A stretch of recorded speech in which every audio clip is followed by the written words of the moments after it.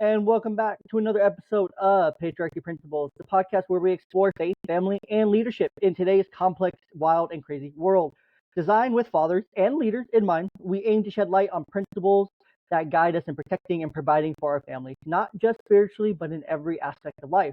Grounded in Christian values, myself, we discuss what the Bible says about leadership, responsibility, and navigating the challenges of modern society. I'm your host, Jay, and today I have an exceptional guest whose life mission aligns nearly perfect with the core values of our show.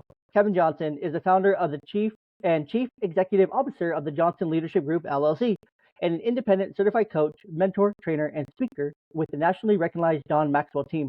With a 34-year career in the federal government, which that's a lot of years, Kevin has also been married for 30 years and is a proud father of 3 sons.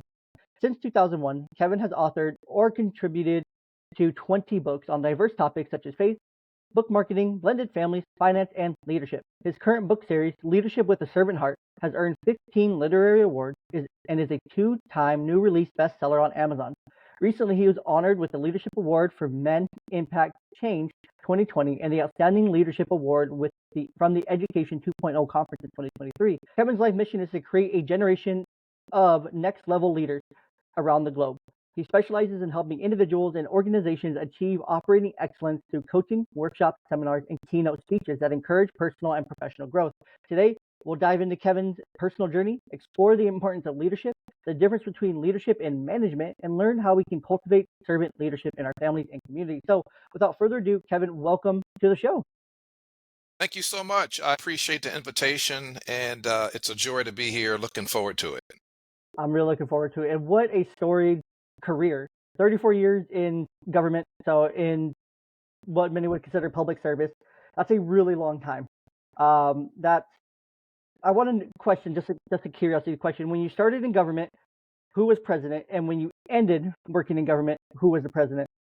When I started, Ronald Reagan was in his very first year, his first administration. As you know, he was reelected for a second term as well. But that was right around 1983 when I graduated from college. And then 1 year later, in 1984, I started my government career. So it was under the Reagan administration. And then when I retired, I went through 2 Obama administrations.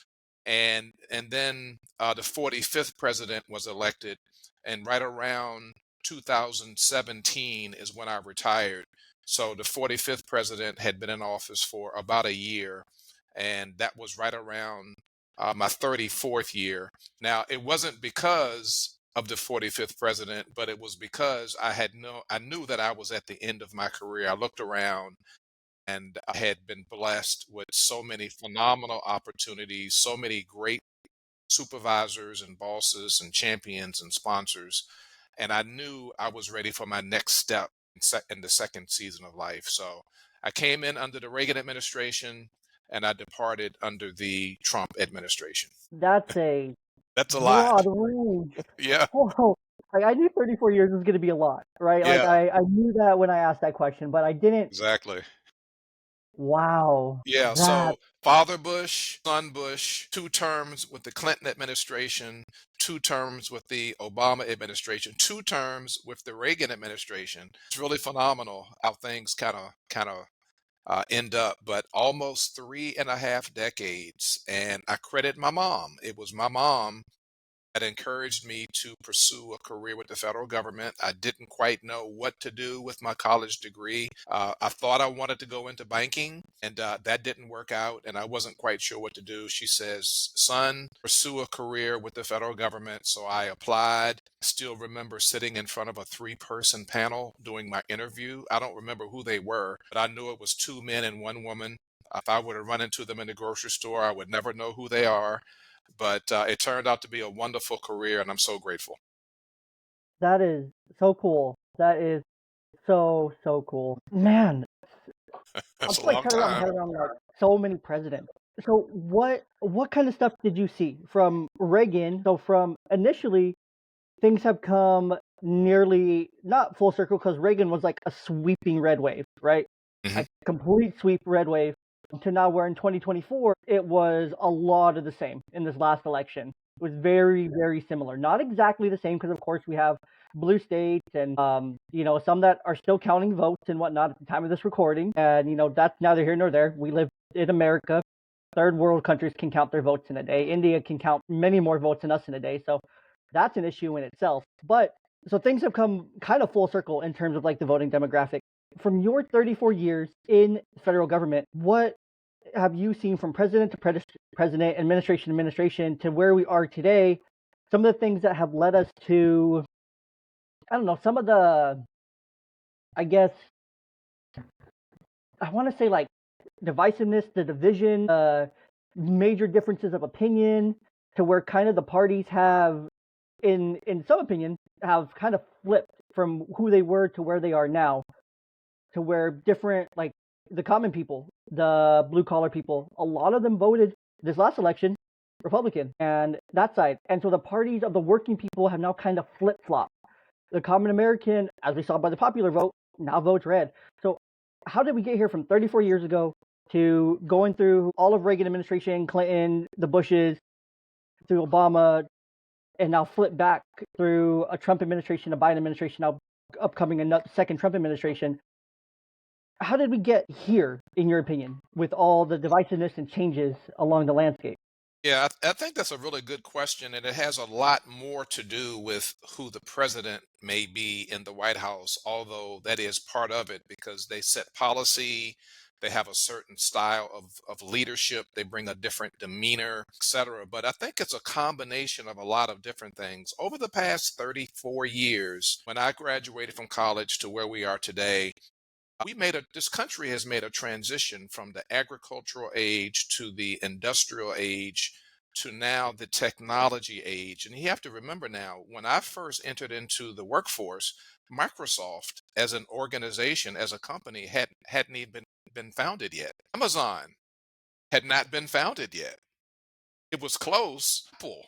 We saw our first Apple commercial in the Super Bowl 1984. And so the technological age has taken over, and what's happened is as a society, as a nation, as a country, we now have so much more access to information because of technological advances. That has a lot to do with it, but also depending on who's in the White House and the cabinet that they have picked and established and has a good reputation or not so good reputation for the areas that they cover: Department of Interior, Department of Justice, the Department of Treasury, the Department of Defense. I could go on and on and on. They kind of set policy and they drive what the American people see and hear every day. And from that, we make different decisions. So, Ronald Reagan was very popular. He came to us from Hollywood. He already had name recognition. The guy was handsome, tall, he could speak well. And so he was very, very popular. And he set sort of some policies that kind of got our country going in a certain direction. And then right after him, we had Father Bush, one term, and then the Clintons came in as the former governor out of Arkansas in the Midwest. And him and his wife, Hillary, they bring a different perspective, a different point of view into the White House as well. So there's a combination of a lot of different factors that go into it. But I firmly believe that a lot of how we got to where we are today is because of the advances in technology. What Microsoft did for our country, what Apple has done and is doing, what some of the other technological companies that were once in the forefront, like the IBMs, they've been taken over now by the Googles and the Yahoos, etc. And you and I just have so much access to information. And a lot of the information that we act on is not necessarily accurate.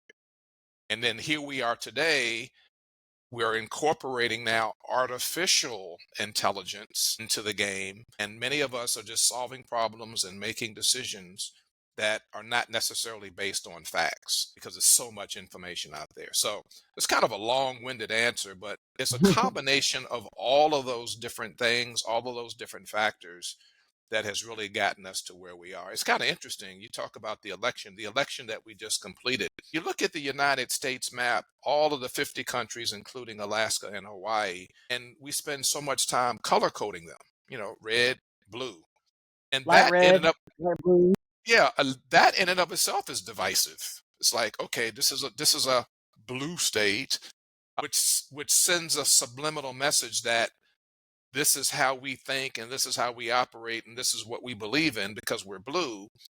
And then conversely, a red state.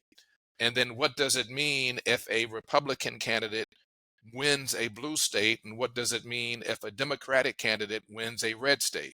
So that adds more complexities into it as well. So it's all of those different factors that have contributed to where we were, where we are. Yeah, no, 100%. And the map thing's interesting, right? Because you have to zoom in, right? You have to zoom in on a lower local level.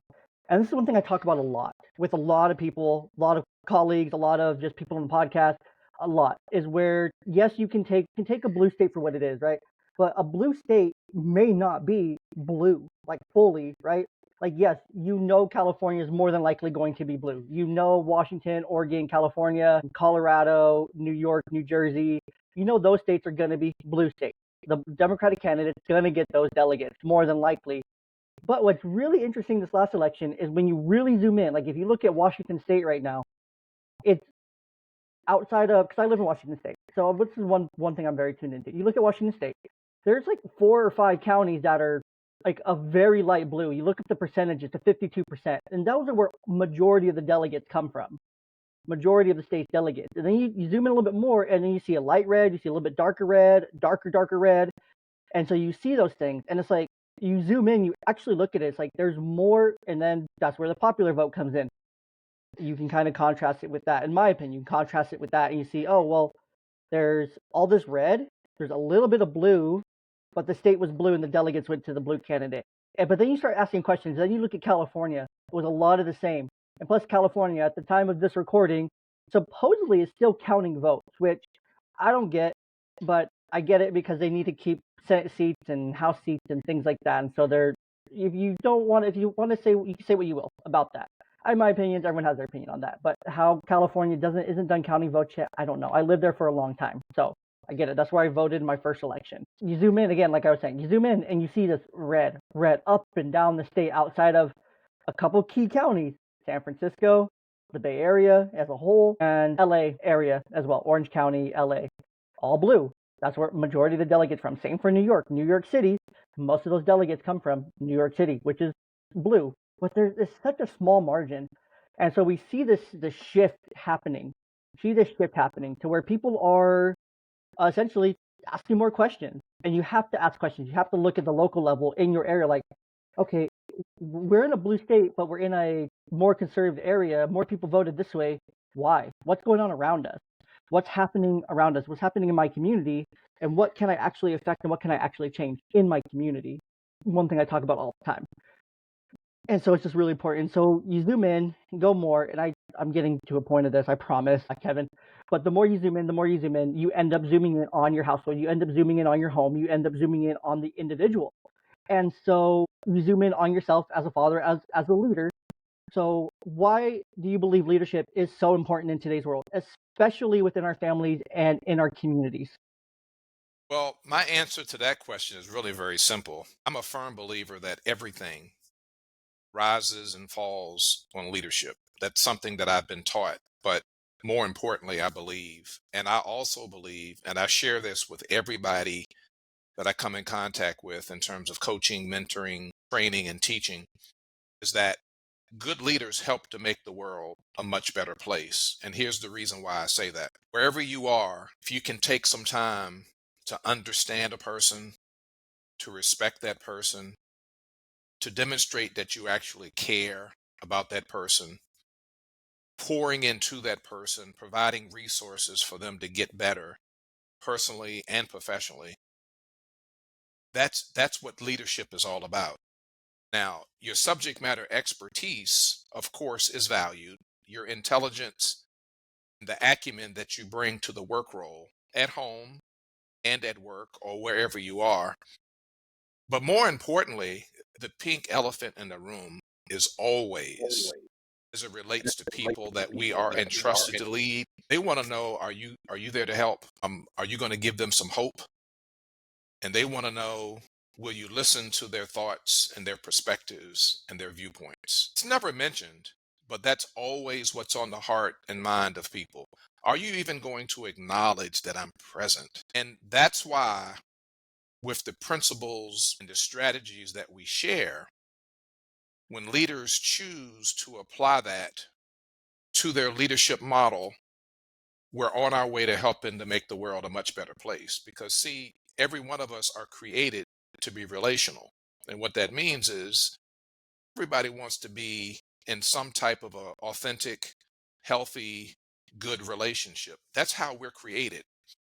And what happens is in the United States and across the world, people who don't get that and don't experience that, they act out. And it's not that they're a bad person, but they're acting out as a way of craving that relationship that they don't have. So this is what we share with leaders. And, being empathetic and being compassionate does not make you weak as a leader. It makes you human. It makes you relatable. And that's the difference. We don't get this in school, so it has to be taught. Once we graduate from our colleges and university and we get all of our degrees and all that good stuff, then we have to pull people in and teach them what leadership is all about. Yeah. No, I think that's exactly what it is, right? Like people, this is something I learned really early on in my working career. Like I had my first like salary job at 2020. Like I was super young. I was running a Sonic and it was a salary position. I was like 20 years old. I was super young. And I had a lot of people who didn't like it that I was so young and their boss. And something I had to learn really early on. Then I went to my next job at a Walmart. I was like 22 or so, or something like that. So I was still really young to be in a salary position, be a salary manager, to where my department managers, some of them were twice my age. Some of them were nearly 3 times my age at that time, being 22, 23 years old. And just had so much more life experience. And I learned that lesson really hard early on, that people do just want to be seen. They just want to be heard. They just want to be, essentially, they know how to do their job, right? They know what they're doing. So you don't really need to tell them what to do because they know what they're supposed to be doing. And they'll do a better job if you're just, talking to them like that person, you're just seeing them, you're rapping back with them, you're having conversations, you're actually like caring about them. Like if they said something about their kid or their spouse or a family member or something that impacted them, if you're able to ask about that a few days later, oh, how's your kid? How's your mom? How's your dad? How's your whoever? That goes way further than you constantly being like breathing down their neck kind of thing. They're more open, they're more receptive to hearing you when you give that direction. Hey, I know you've been going through a lot, but we really need to get such and such done today. Can I count on you to get this done? And then it gets done with one simple reminder kind of thing, because they feel validated, they feel heard, and they feel like they're okay. I see you. You know I'm struggling, but I'm gonna try to lock in and get this done, kind of thing. Excellent. And so that it goes a That long way. that's leadership 101 right there. That's it. That's a great example. Yeah, and you're not taught these things. And like I would have never. There was no business classes or college courses, or when Hmm. I was in quote unquote leadership in high school, we were just making freaking posters and promoting like the next school dance and that BS and stuff. We weren't actually leading anybody. So you don't learn these things in actual traditional leadership classes. Those are things that, they really can be taught, right? They can be taught to an extent, but the practice and the application and the execution of them is something that's so hard. And then it comes back to your family, right? Like with your kids, with your spouse, your significant other, whatever you want to say. You have to have that same approach to where it has to be the empathy. People just want to be heard. People around you in your community, friends, coworkers, they all just want to be seen, heard, and validated, and know that you see them, you hear them, you care for them, and that it's not always just about the work, right? It's not always just about the work. There's bigger things going on in people's lives, bigger things than work. Work is such a small part in our life in the grand picture, the grand scheme of things. Something I talk to my youth ministry all about all the time is like this big grand picture of our life that God has for us, right? It's a big, beautiful painting. We don't understand it. We don't see the whole thing until we're passed away. But then we can look back and see the whole thing, right? As we get older, we see more and more parts of that big, great, beautiful painting, open up to us, and we understand it a lot more, and the details, the intricacies of it. But right now, there's so many things that are bigger than us. There's so many things that are beyond us that need our attention, but we get so focused just as people on the smallest little things, and they take all of our attention, all of our energy, all of our little things, right? There's so many people on social media. I can't even go on Twitter, on X, without seeing a post of a woman. And women's feelings are valid 100%, but these like visceral reactions, right, to like head shaving and sterilization and whatever else is going on, that they're streaming at a lake, right?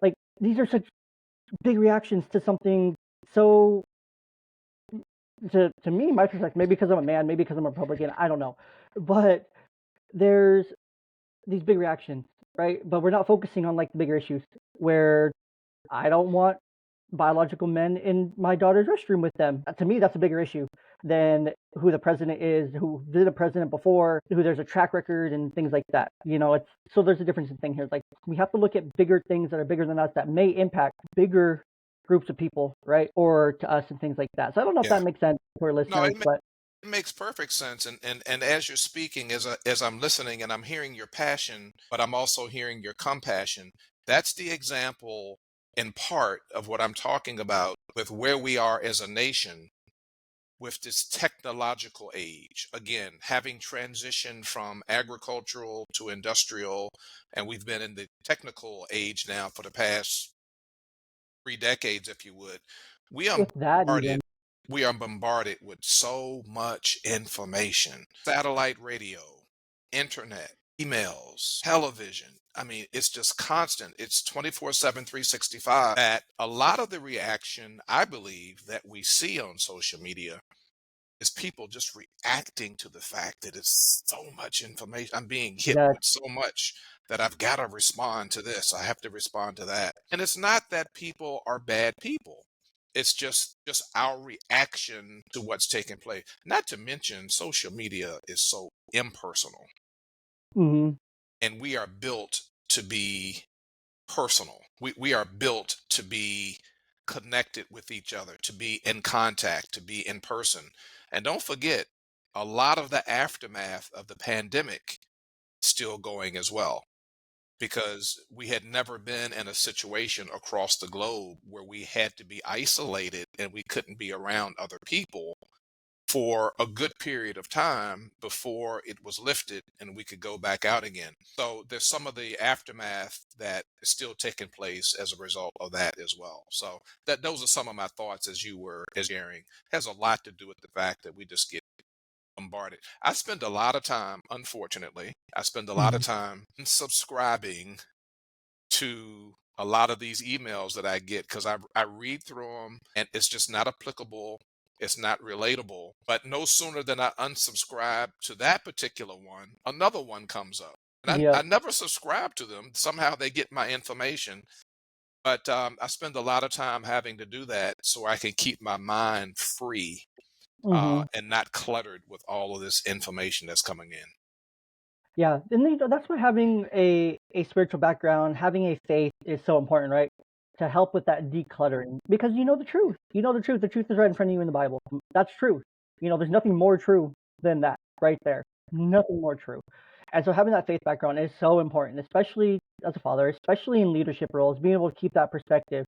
And I didn't even mention the tech. I am going through from MySpace days to AI days.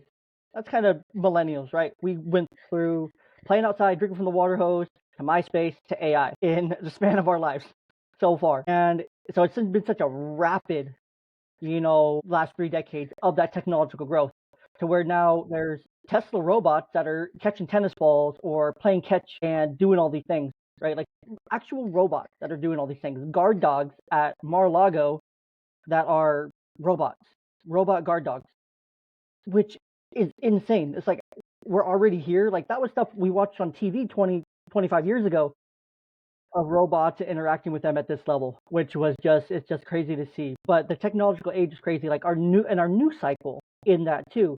Legacy media, mainstream media, whatever you want to call it. They've lost viewership, especially this last election, where some of the biggest shows and election watch coverage was from independent podcasts, was from people independently doing it, streamers, people like that were covering it, versus actually Fox and CNN and the people who, the people who were the ones that are typically doing it and whatnot. So that's a big change. Yeah, Tech is absolutely. crazy. And AI is that's crazy. That's where we're going. So we went from when I was a child watching the Jetsons to now kind of living it, right?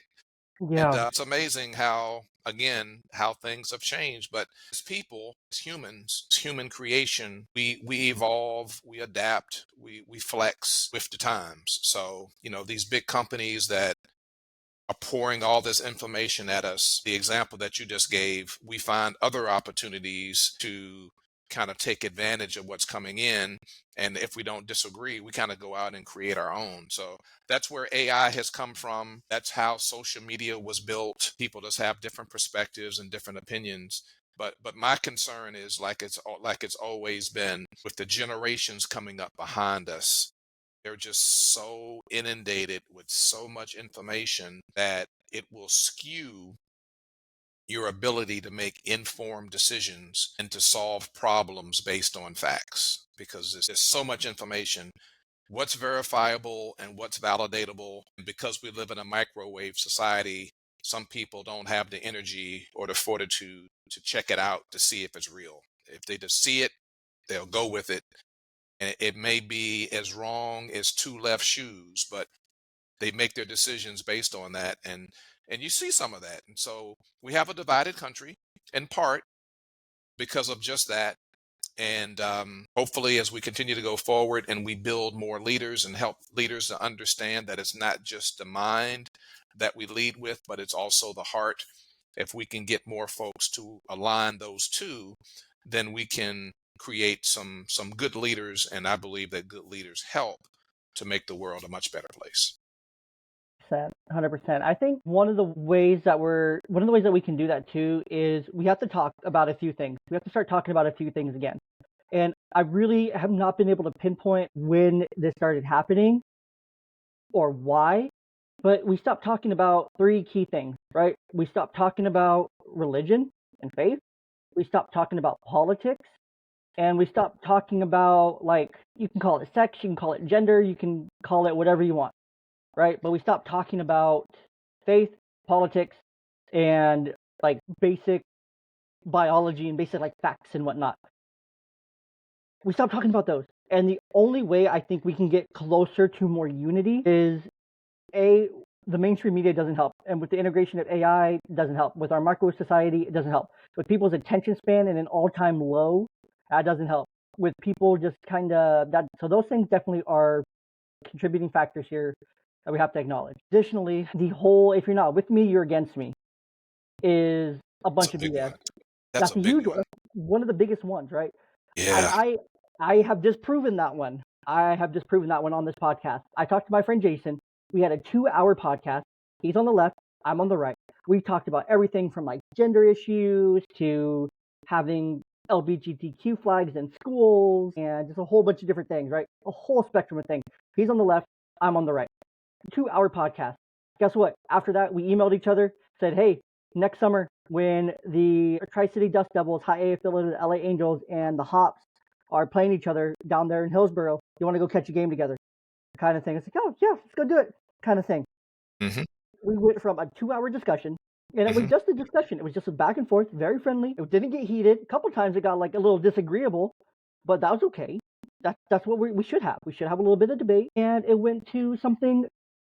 It turned out that we're still going to go hang out at the baseball game. We're still friends, right? Nothing crazy, right? He still asked me to review his book. He reviewed mine, all these things, right? Like we're still connected. We've been friends for a really long time. So nothing was going to change there. Anyways, but that's so bad. Like it's so bad that discourse of if you're not with me, you're against me.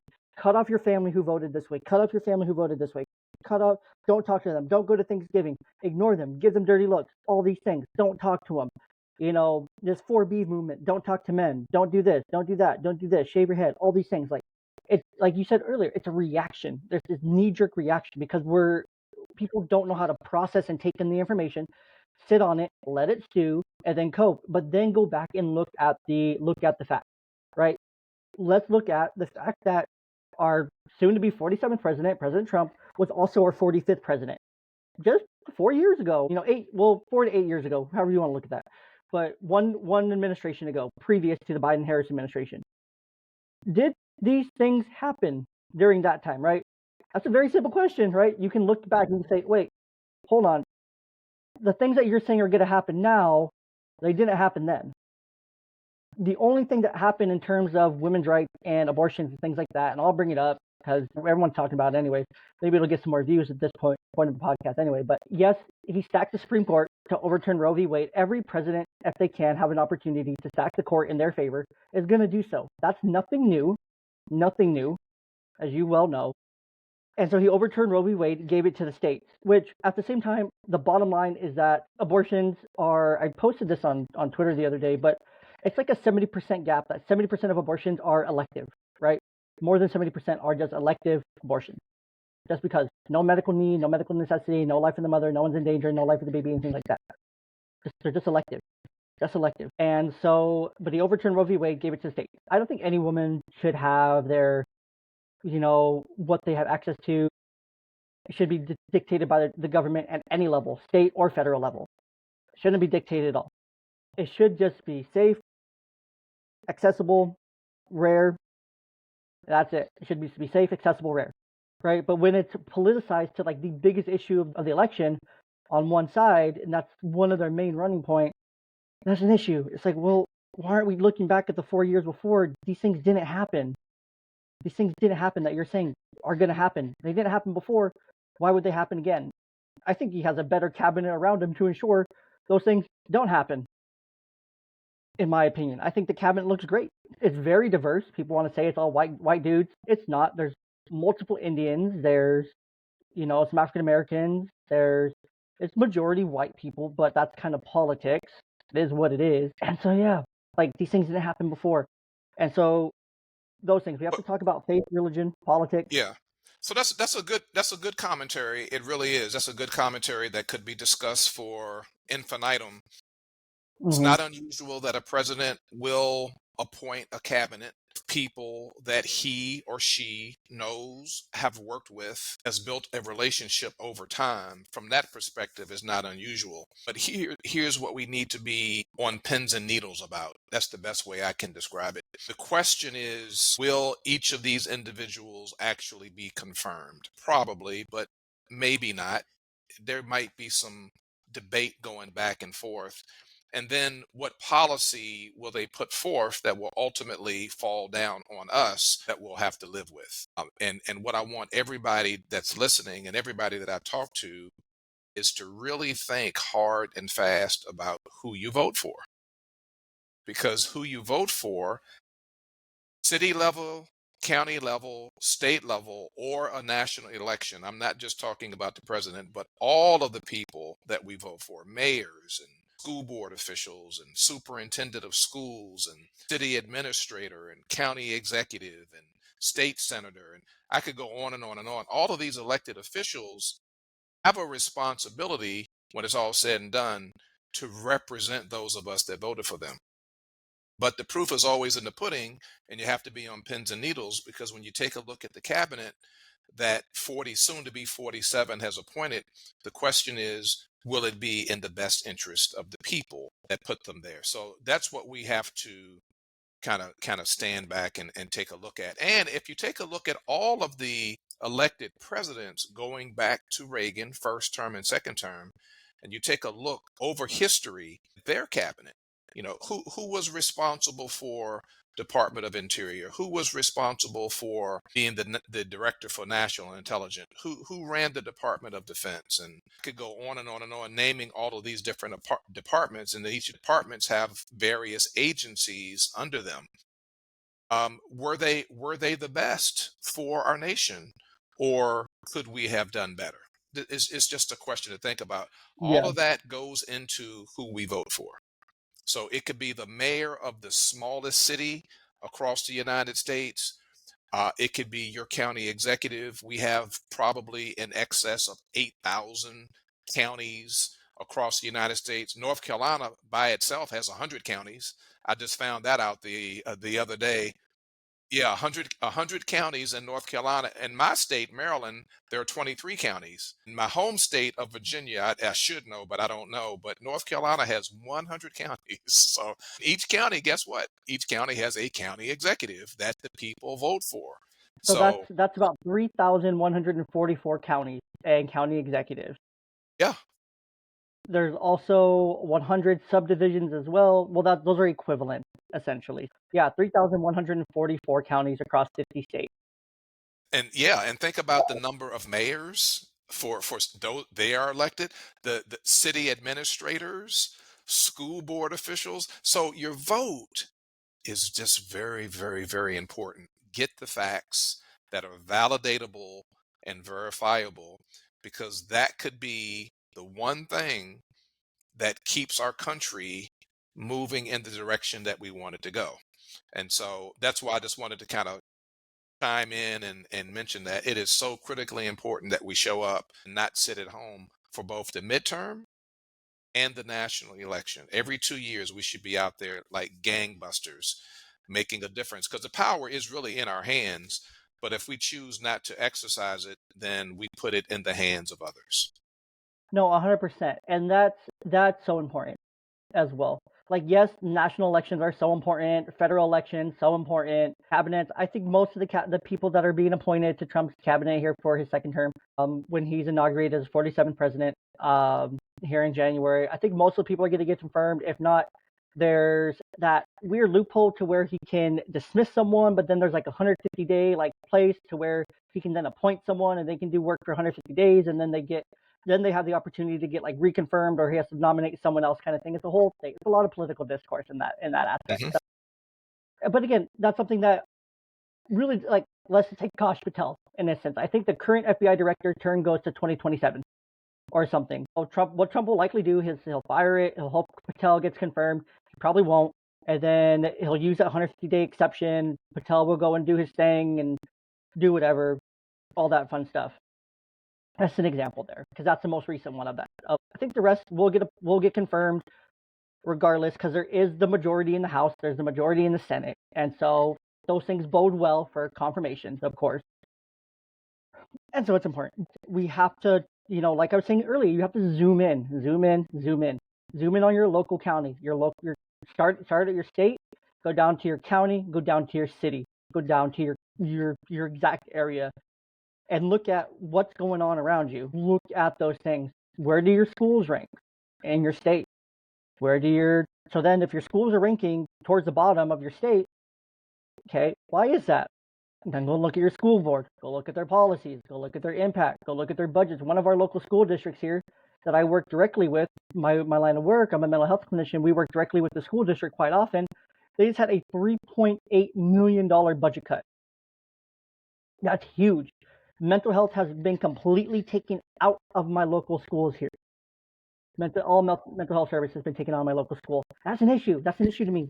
I work in mental health, so it's really important that these kids get some kind of support. And now the curriculums have changed. To where they had like 20, 30 minutes blocked before. Now they have 40, 45-minute blocks. When the kid brain can't really go more than 20 minutes, even the adult brain, typically 20 to 25 minutes is ideal to retain information, right? In learning things. So now you're stretching them for 40, 45 minutes, telling them to sit down, like things like that. And then on top of that, there's even more curriculum craziness being added in here at Washington State. By October 1st, 2025, every single school in the state has to adopt something. And I don't personally agree with this because I don't understand the point of it, when there's more important things that, history that we should be looking at. But every school in the state has to adopt by October 1st, 2025. They have to adopt this LGBTQ history curriculum. Which, why don't we focus more on like the history of our country, how we got to World War I, how we got into World War II, how about slavery, how about Black history, how about the history of immigration, how about all these other histories that are, to me, more important. LGBTQ rights is great. My sister, gay. That's great. She also, sorry sis, I'm gonna out you here. I know people know it. We in the family know it. She's Republican, right? In Seattle. And if that doesn't tell you kind of how things have shifted politically in our country, I don't know what does. It's important here. Where was I going with that? We have to zoom in on our local levels. We have to focus on our local levels, take the actionable change, to where now I realize I have a platform. I have a really cool platform. I can do something to make change. So I've been reaching out to the people who are going to be running in the midterm election for the House or for the Senate or for any of those 2-year election spots, right?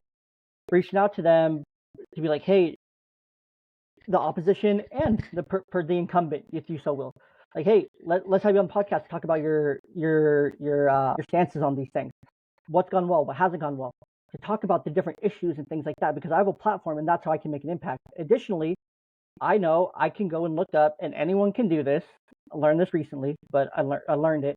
You can go and you can Google your county, and you can either Google the Democratic Party in your county, or you can look up the Republican Party in your county, and you can learn when they meet, where they meet, how often they meet, and those meetings are open forum. Anyone can go and attend, kind of thing. And so then you can go and get involved. You can go and get involved in these things. You can learn more about how they're making impact, what you can do on the local level, because the local level is what's going to affect everyone the most, right?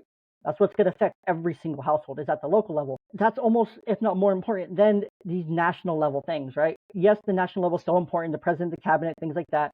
But pretty much they go from, in my opinion, most things go from House, Senate, president, and then those things more or less trickle down to the states, and then the states implement them, and it kind of trickles down that way. Not a lot really goes down to the local level from the federal level. A lot of people think it does. It really doesn't, unless I'm incorrect on that. But that's what I've seen. Oh, you're absolutely right, and it goes back to an earlier statement that you made as we were just starting this particular episode. All politics is local, so being able to make that difference at the local level as it percolates up makes a big difference. And that's why I always espouse that the midterm election is just as important as the national election. We know everybody shows up for the national election, but the midterm election is really, really powerful because we're making some really, really important decisions around who's going to be appointed in some of these key positions. And so it gets to your point around, which groups are the loudest, which groups are filling that squeaky wheel, and they're the ones that get the representation to make some things happen. So, you talk about different curriculums in the school. Well, how do you think those curriculums get in the school? By those groups that advocate for that curriculum. Mm-hmm. And that's the difference. So that this has been a really, really great, very, very insightful conversation. And you mentioned earlier about truth. Speaking truth doesn't make everybody comfortable, but it's something that we have to do. Being a man of faith, we have to speak the truth. I tell everybody all the time that the time is always right to do what's right, but we also know from scripture that when you stand for what's right, you're going to be persecuted. That's just it's scriptural. So that's what What do people you mean? do. And a lot of it has to do with the fact that they just don't feel very comfortable and or don't agree with what you have to say. So unfortunately, we're living in a time where the cancel culture is real. People will cancel you in a heartbeat if they don't agree with you, as opposed to having open discussion and dialogue and conversation. They just cancel you. It's like, oh, we don't want anything to do with them anymore. And that's it. Why? Because they have a different stance, which may not be based in fact, but it's their stance. A person's perception is their reality. Even if it's wrong, it's still their reality. And that's where we live. But going back one more time to how we started this conversation, I believe that good leaders are one of the many ways that we can make our world a much better place. I Taking the agree. time to listen to people, understand people, care for people, respect people, value and care for people, and when appropriate, display some compassion and some empathy, because all of those things make you human, and that's what people are looking for in their leader. And when they don't see it and they don't experience it, they act out, and that's where you see some of the rude behavior, some of the road rage. A lot of that is people reacting to what's going on in their lives. I drive a smaller car in this season of life. I raised three sons. My wife and I raised three sons, and they're young men now, so they're on their own. And I always had an SUV. I started out with a Dodge Durango, then I traded that in for a Jeep Commander, and then I finally ended up with a Nissan Pathfinder. These are the SUVs that all of them have the three rows, so we have Mm-hmm. plenty of elbow room and all the stuff that needs to go with it. But once I retired, I traded that baby in and got me a convertible. So I drive a much smaller car now. And the one thing I've noticed when I'm out on the roads, not just the highway, but even the back roads and the smaller roads, is that people in bigger vehicles love to tailgate in terms of trying to give me a signal that driving the speed limit is not acceptable. Mm-mm. I need you to go faster. Now I'm in the right lane and I'm driving the speed limit. That's just how I've always driven. But I get Mm-hmm. so many cues from so many drivers, men and women, in these bigger vehicles that are trying to give me a message that you're not driving fast enough, get out of my way. And what I noticed is I stay calm, cool, and collective, and I stay in the right lane, and I continue to maintain my speed based on the speed limit, and it irritates people.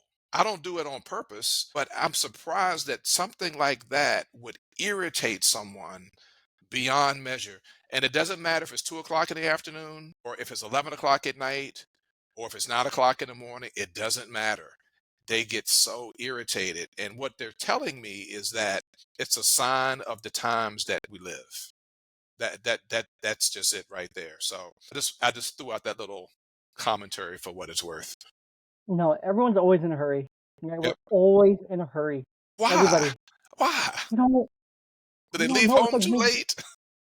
I don't know. It's like everyone's always in a hurry. We're always in a Wow. hurry, and that's it's so reflective of like that technical tech culture, right? It's like we're always in a hurry. We're always in a hurry to get. That's why AI is like so like it's convenient. I personally love AI, but you have to be careful with it. You have to know how to use it. You have to be smart with it. It's great for discerning information, Yeah. cutting through information, getting sources real quick. You can just ask it, give me 10 scholarly sources on the topic of bicultural identity integration theory. It'll give you 10 scholarly sources on that, right? And it's great. Like those things are great when you use it appropriately. When people are just using it to get whatever information to use it as a therapist, use it as a girlfriend, use it as a boyfriend, use it as a best friend to talk to and stuff, that's when it gets kind of scary and kind of like, ugh, don't do that. But that's again one of the impacts of COVID.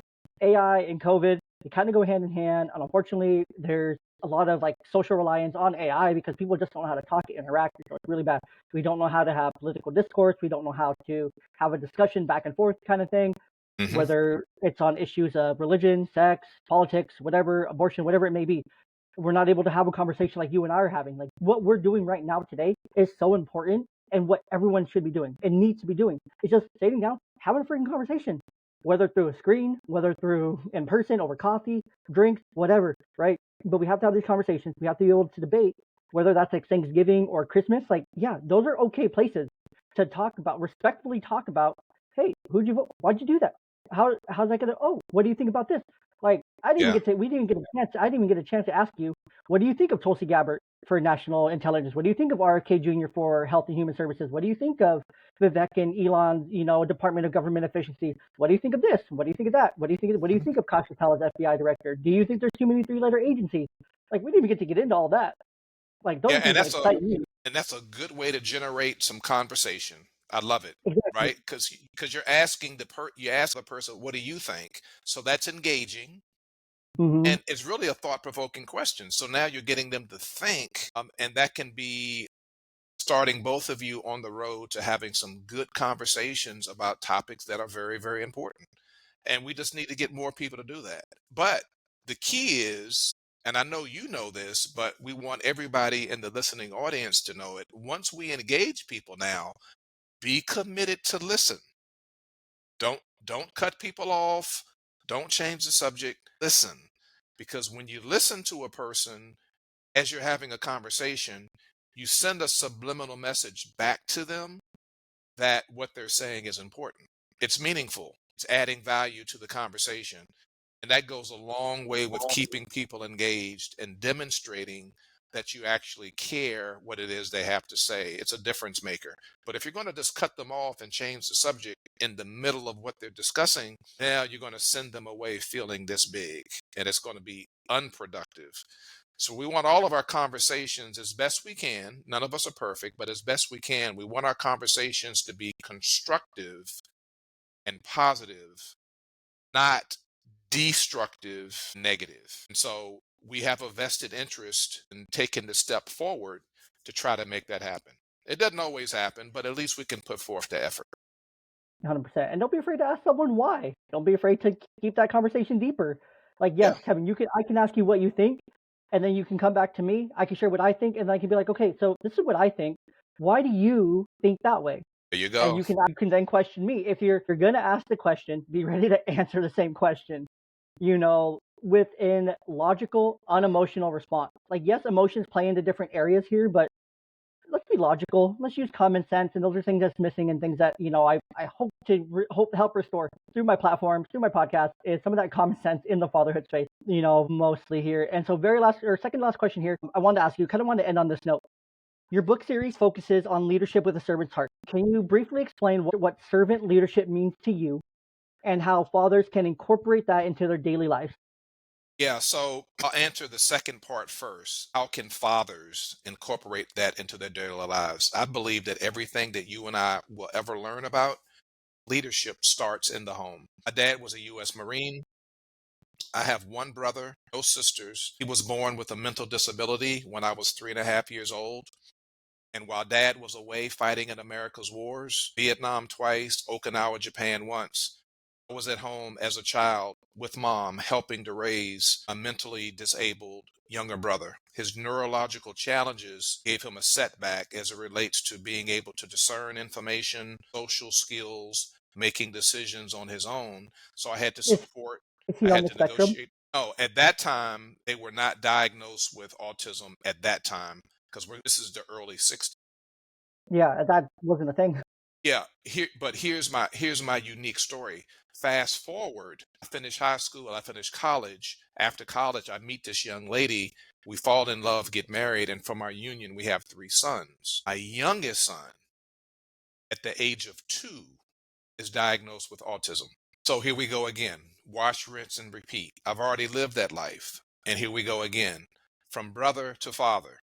So again, I have to love, support, serve, advocate for, negotiate, fight for this baby boy who is now a young man, because again, the neurological abnormalities prevents him from being able to process information the same way other children his age can process information.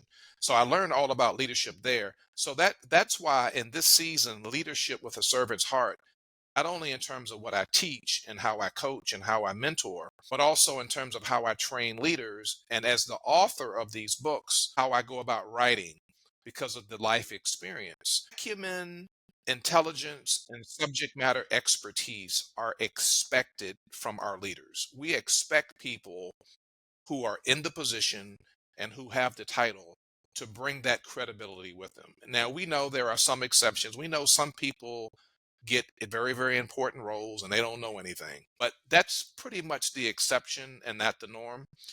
But here's the key. I want leaders to align what's in their mind with what's in their heart. And what's coming from the heart, in the book of Proverbs, chapter 4, verse 23, scriptures remind us to guard your heart with all diligence. From it flows the issues of life. And so learning to respect others, care for others, valuing others, providing resources for people, pouring into them, developing them, making a positive impact in the lives of others is what I'm referencing when I talk about the heart. Being compassionate and being empathetic, because again, that does not make you weak as a leader. It makes you human. And that's what people are looking for in their leaders. They never say it, but that's what they're looking for. You don't get this in school. Universities and colleges don't teach this. And so I've taken all of my years of experience, both in the secular workplace and in ministry for the past 24 years, and I've applied based upon what I've observed, what have I experienced, and I've developed this model, if you would, in terms of strategies and principles to help leaders to understand if you really want to get your people to move out and to be outstanding and excellent, and you generate positivity from that, your team and your organization, you've got to align your mind with your heart. That's what makes the best leaders, and the best leaders will make the world a much better place. And let me just give you amen to that. That was beautifully said. Beautifully said. Thank you, sir. And it's all I have to agree with all of that, because that's all so true. And it's just so amazing, right? Like, your story there of from brother to father, with helping raise your brother Hmm. who was struggling with this, who, at that time in the 60s, doesn't have a diagnosis. You guys don't know what's going on. You just know he's different. He struggles in these different areas. There's no name for it. There's no diagnosis. There's no research. There's none of this, right? So you're just trying to teach him the best you can, do the best you can. You know, shout out to your father for his service. Thank you to him for his service. And then shout out to your mother for, handling that, raising a neurotypical kid and then a neurodivergent kid in the 60s with no research. Like, that must have been incredibly hard while your dad's off fighting wars and stuff. Like, I can only imagine. God bless her. But then it comes full circle for you, right? Like, God knew. That's that big picture I'm talking about, right? That's that big picture I'm talking about. That you don't know at that time when you're a child helping raise your brother, that later on in your life, 20 something years down the road, probably ish, I don't know, that you would then have a son who would also be affected, impacted by the exact same things, but in a different world. But you had already been prepared, right? There's nothing that's happened that hasn't already happened, right? There's nothing that has happened in our world that hasn't already happened before. It's all documented. It's all in the Bible, right? And this is a great testament to that you were prepared. You were already in this, scripture in the Bible. You were already set apart to be able to do these things. You were already prepared to raise that son. That's why God gave that son to you. Who can I look at? Oh, shoot, Kevin. Kevin knows. Oh, yeah, I forgot about Kevin. I can send him. Go. He's already got this. He'll be great. He already knows how to do this. He's great, kind of thing. He'll pick up on this day one. Give him 2 years. He'll be solid, kind of thing. And that's just the cool thing in our life, right? Like, God gives us these opportunities. He's already prepared us. He's already prepared us for these roles in our lives. Like, every father out there, you've been prepared for this at some point or another in your life. You've already been ordained. You've already been called. You've already been selected as a father. You were already pre-prepared for this. You've already pre-selected. Lean into that. Lean into these God-given gifts that our God-given gifts of our children, that God-given gifts of fatherhood, of leadership in the home. Lean into that. And one of the best ways you can do that is with God. You can do that with God. You can do that with Him. But you have to give in. You have to give your life. You have to give your heart. That's all He wants. That's all He asks for. And He will lead you and He will guide you to the promised land. In the book of Jeremiah, we can see in chapter 29, that He sent the people into exile for 70 years. All He said was, trust me, love me, pray to me, have children, have families, repopulate, live on the land, eat from the land, all these things, right? And He said, as long as you do this, I will deliver you from exile and I will make you more prosperous than ever before. And what did God do? He delivered them, all of them. He brought people to them. He brought the nations together, and then He delivered them, right? He gave them a more prosperous thing. And that's exactly what He wants to do for each and every one of the fathers out there. Everyone listening to this podcast, that's what He wants to do for you. But all He's asking for you in return is to love Him, to give Him your heart, pray to Him, trust Him. And that's what you can do along your fatherhood journey as well. And you can do that in your daily life, day to day as well, being a servant leader. You have to be human. If you're struggling with being human, ask God. He'll humble you real quick. You'll walk out that door today. If you do this, you take a prayer right now and you go outside and you ask Him to humble you. Guess what? Give about 5 minutes and He's going to humble you. Mm-hmm. He loves it. He loves it when we ask for that. He loves it when we ask for everything, but He loves it when He asks for us for opportunities to learn, to grow, to develop these skills, to develop these fruits of the Spirit. He loves it when we do that because He will deliver instantaneously, it feels. And it's like, wow, you deliver instantaneously on this, but what about that other thing I really needed that you took 3 months to teach me a lesson on? Would have been great, flip-flop the timeline here, but God has a sense of humor, and it's a beautiful sense of humor in itself. That's where we'll end there. Very last question here, Kevin, and then we'll wrap this thing up. What advice would you offer to a young dad, age like 18 to 22, who's just starting out his fatherhood journey? Just be committed to the responsibility. Fatherhood is an awesome responsibility. Remember now, everyone that's born into the earth is created to be relational. So your son and your daughter wants to have a relationship with you. Be there for them, support them, love them, and care for them. It's going to make a huge difference. And that's the best piece of advice that I can give a young dad. I love that. No, got to be there. Got to be there. Show up, be present. You can do it. You can do it. If you feel like you can't do it, well, start praying and get that help, because with Him, you can do it. You can do all things, from the book of Philippians. But Kevin, thank you so much today for sharing your wisdom and your experiences with me, with my listeners today. Your insights into leadership, personal growth, and servant leadership are incredibly valuable, and I'm sure our listeners have gained plenty from this conversation. If they haven't, go back and listen to it again, because there's plenty of golden nuggets throughout this conversation from Kevin. For those who want to learn more about Kevin's work, including his award-winning book series, Leadership with a Servant Heart, I'll include those links in the show notes. You can also connect with him through the Johnson Leadership Group, LLC, for coaching, workshops, and speaking engagement. Of course, those will be linked in the show notes as well. Thank you all for tuning in to Patriarchy Principles. Remember, effective leadership starts at the home and extends into every area of our lives. strive to lead with integrity, compassion, and a servant's heart. Until next time, stay strong in your faith, lead your families with purpose, and continue to make a positive impact in the world around you. Take care, and bye-bye.